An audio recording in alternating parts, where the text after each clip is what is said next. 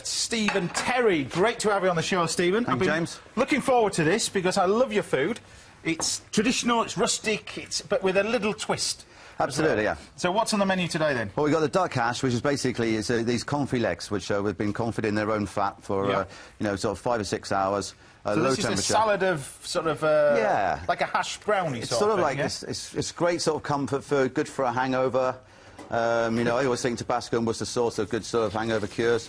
Nice and spicy. Those potatoes are going in. They're par-cooked. We're going to triple cook these. Yeah, they've been steamed already. Yeah. And then we're going to cook them at a lower temperature now, as they're about 130 degrees. They're going to take about 4 or 5 minutes. Right. And we turn it up and then fry them about 180 to get them nice and crispy. OK. I'm just going to get the skin of this duck in the oven to crisp this up. Now, the duck you can actually buy already pre-done like that now, because it comes in the fat. That's how it was traditionally made for preserving, wasn't it? So well, literally... I mean, we use the legs because we buy whole ducks, but I mean, I would recommend just buying the legs, really. If you can buy it in the jar already done, can't you? Yeah, and it's done perfectly. Right. So you've crisped up the skin. Yeah, the skin's crisped up. I'm going to get some chicken livers on. I need to get those cooking.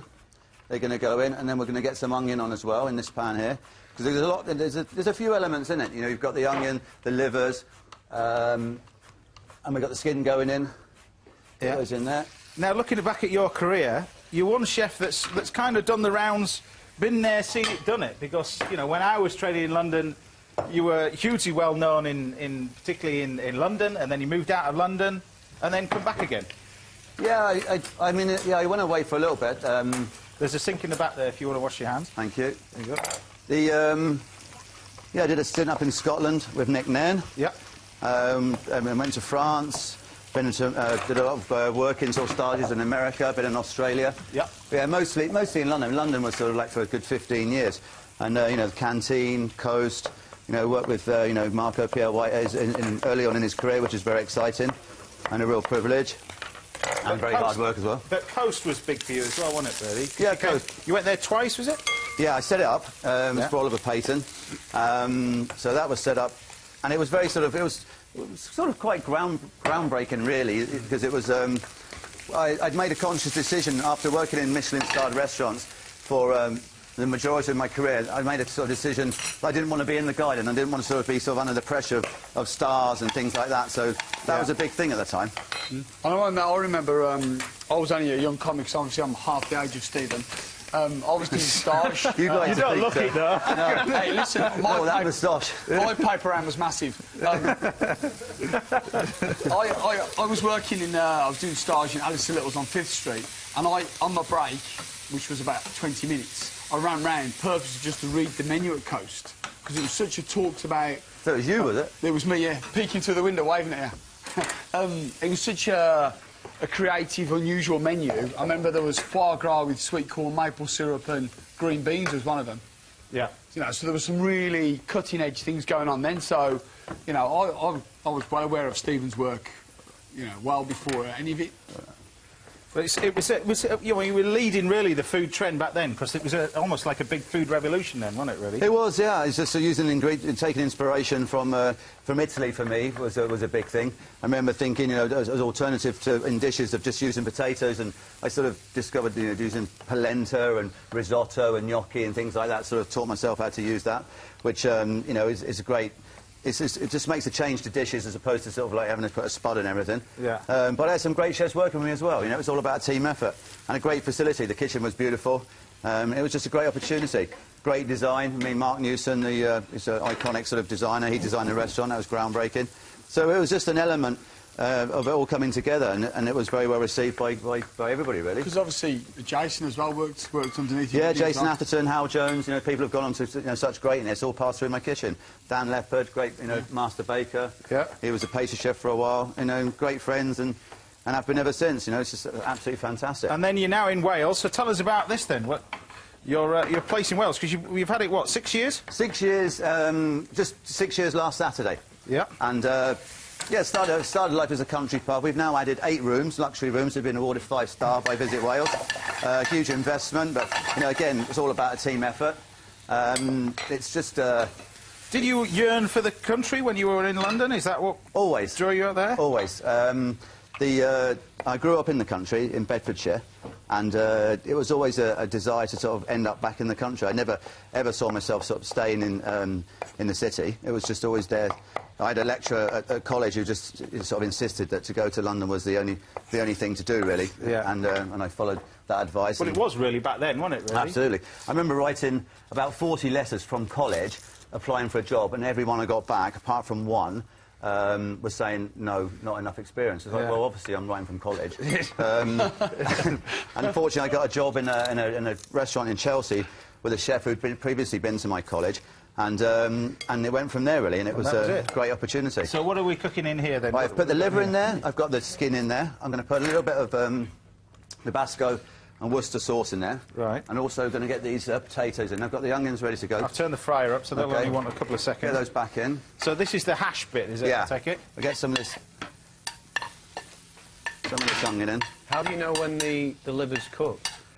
Well, you just cook them for about sort of like, 3-4 minutes, and Right. they're nice and pink. They haven't got to be stinking hot. OK. It's just got to be cooked all the way through. You haven't got to cook it all the way through, so it's sufficiently cooked. I mean, you can cook it as much as you want. I mean, there are no rules to this, really.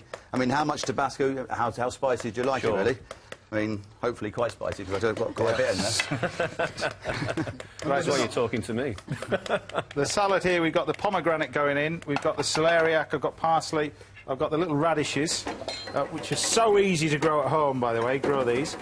Because the advantage is obviously being out where you are in the country, you can grow a lot of your own stuff, but it's the disadvantage, I suppose, the food's not as accessible as it is when you were in London, is it? Well, no, I've been asked that question before. In London, ingredients. at the end of the night, you pick up the phone, you leave your order, and you can leave an order for practically, anything that you can think of, and it will be there in the morning. That's the beauty of being in London, but it's not on your doorstep. Obviously, it's being delivered, locally, but it's not grown locally, and that's the big difference about being out in the country. It's just wonderful to meet the producers, and see the suppliers, and to actually sort of promote them as well, and put them on, their names on the shop window for their produce. Yeah. And at the Hardwick, that's what we pride ourselves upon. It's about local ingredients. It's about keeping the food miles down, and whatever we use, we try and use local ingredients. Obviously, not all of it will be. But we use some local, some Spanish ingredients and some Italian, but it's always in the close European sort of season. Well, you've got a great larder in Wales, anyway, to choose from, haven't you, really? And it's got to be seasonal. Yeah. Right, I've got the salad here. A little bit of truffle oil's gone in there, a bit of salt and pepper. The egg I've got on. Fantastic. Yeah, mix that all together. I'll get that on the ring, on there. This is a little bit of the olive oil. So just mix that up. And the thing is with the truffle oil, you need to use it sparingly, don't you, really? Absolutely, yeah. I'll put that there. I like that little technique, James, when you was knocking the top of the pomegranate. That was quite You cool. like that one? Yeah, I did, actually. It's to stop my shirt getting covered up. That was good, that was. He did just flying out of it, wasn't he? Yeah. But that works really well, this, the pomegranate, because it's got a nice sort of... It releases as you're eating it, if you some of the hash. Yeah. With just that sort of that sweetness, but it's got a nice crunch, a nice texture. Have you got radishes there? Yep. A little bit of heat from the radish. That was the only thing that my dad could ever grow. They'll grow anywhere, radishes. We've got them at the Hardwick. It's anything we grow, actually. Yeah. Yeah, when it was... No, just Well, they will grow That was anyway, part of our staple diet in Salford. Was it? 'Cause it was the only thing my dad could grow. Radishes. That and beans that were always inevitably stringy. But yeah, radishes. But they do grow, and particularly when you grow them yourself, they taste so much better, I find. But Yeah, they do. they're full of water and full of pepper, aren't they? I love radishes. I'll turn that. There you go. Try not to So break there's them. the duck egg. Turn them over. We'll just cut them out, make them look nice and tidy on top. As they say in Wales, tidy. There you go.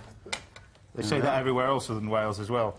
So, And there we are. there you go. A little bit of olive oil. Happy days. So what's that dish called again? So it's the confit duck hash, which is the leg confit with a fried duck egg on top. We've got the crispy potatoes, the onion, the liver, the skin in the middle. And then we've got a beautiful salad of celeriac, radish, parsley, pomegranate and truffle oil. That was a longer version. Shorter one. You'll get cash. There you go. It looks delicious and great first effort on your show for the first time. Dive into that. Oh, What do wow. you think of that one? I'm a very lucky man. Now, just to remind you on that salad, I've just put the celeriac in there, but dive in anyway. The radishes have gone in, a little bit of parsley, pomegranate, olive oil, tiny bit of truffle oil. Yep. Because you only use a small amount, salt and pepper, and that's it. The duck egg. Duck eggs are just great. I love them. The egg's bigger. The yolk's bigger. It's the texture richer as well, isn't it? And just like that, when you Got such a crack good it and it texture. just seeps into it, it's delicious. Yeah. It's sort of a brunchy sort of dish you could have, you know. The voice has gone quiet. That's absolutely stunning. It's all right then, isn't it? Yeah, liver, which is Salford steak. We couldn't afford steak in Salford, so growing up, my mum would always give us liver and tell us that it was fillet steak. You're not going to get any of it anyway, so there you go. Let's go back to Taunton, see what Susie has chosen. Go with Stephen's stunning duck.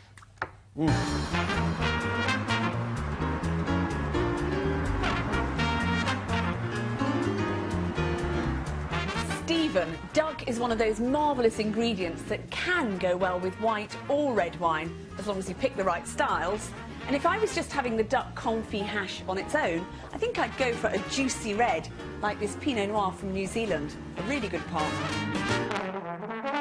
But you've given us that wonderful, fresh, crunchy salad to go with it, and that makes me head more towards a white. And the wine I've chosen is the Taste the Difference Alsace Gewürztraminer 2010. The Alsace region of eastern France is really famous for its versatile, fruity white wines, and its Gewürztraminer grape in particular is very good with meats served with salad. Not only a lovely rich golden colour, but this is richly scented goodness. Peaches, lychees, rosewater, ginger. It's a really fragrant wine. Although this wine is unoaked, it's richly fruity and there's a slight hint of sweetness, and it's that richness, that ripeness that goes so well with the duck meat, the livers, the fried onion and potato. But then on the finish, there's a lovely lift, and that fruity streak goes so well with the radish, the pomegranate and the lemon juice of that vivacious salad. Stephen, I love duck, and it's always a pleasure to find a wine to match a great duck dish like this. Enjoy.